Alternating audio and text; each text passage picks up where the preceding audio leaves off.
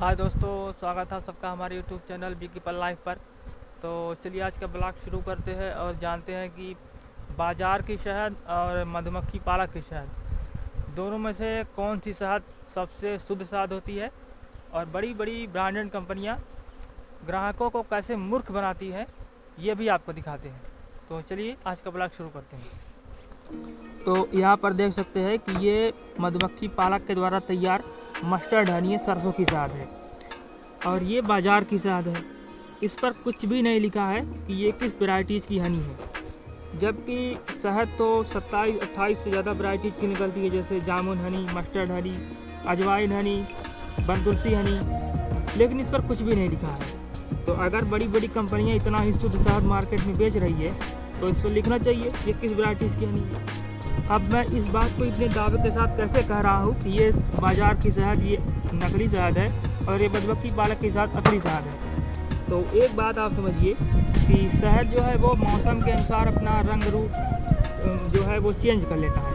तो जैसे मस्टर्ड की हनी है, सरसों के साथ, तो ये गर्मी में जो है लिक्विड होकर लाल हो जाएगी, फिर जब सर्दी का समय आएगा तो ये फिर जम के जो है सफ़ेद हो जाएगी। लेकिन जब आप इस शहद को देखेंगे इसको, तो ये 12 के 12 महीनों ऐसे की ऐसे ही रह जाएगी, ना ये पतली होगी, ना ये जमेगी और ना इसका कलर चेंज होगा। फिर ये शुद्ध शहद कैसे हुआ। अब तीसरी और जो सबसे महत्वपूर्ण बात आती है वो है अलग अलग फ्लावर का अलग अलग रंग होना, अलग अलग स्वाद होना।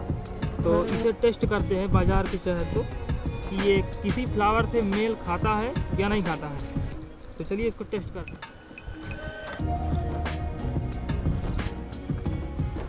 अब इसको टेस्ट करते हैं, देखते हैं इसका स्वाद कैसा है।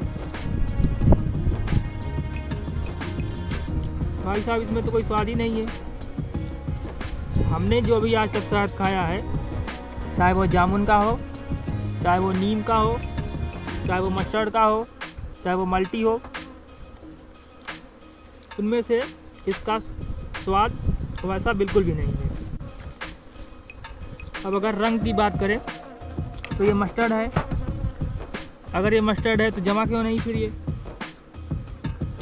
अगर ये जामुन है तो जामुन का तो सुर्ख लाल कलर होता है, नीम का है नहीं। अब कंपनियों को बताना चाहिए फिर ये कौन सा शहद है। अब आप ये सोच रहे होंगे कि अगर ये नकली शहद है तो भारत में तमाम प्रकार की संस्थाएं, तमाम प्रकार से ये ब्रांडेड शहद जो है प्रमाणीकृत हुए रहते हैं। फिर प्रमाणीकृत हुए कैसे। तो आप जाइए गूगल पर सर्च मारिए सिंथेटिक हनी या फिर कॉर्न सिरप और देखिए कि उसका रेट क्या है, फिर हमें कमेंट में बताइएगा। और पास कैसे हो जाती है अभी आपको बताते हैं। जो चाइनीज़ से कॉर्न सिरप और राइस सिरप आता है, वो भारत में ऐसी कोई लेबोरेटरी ही नहीं विकसित हुई आज तक शहद के लिए कि उस कॉर्न सिरप और सिंथेटिक हनी को फेल कर सके। यहाँ के जो मानक हैं शहद के, उस मानक पर जो कॉर्न सिरप और चाइनीज़ सिरप होते हैं वो पास हो जाते हैं। लेकिन अगर आप उसी कॉर्न सिरप को जापान में लेकर जाएंगे वहाँ की लेबोरेटरी में टेस्ट कराने, तो वो फेल हो जाएंगे।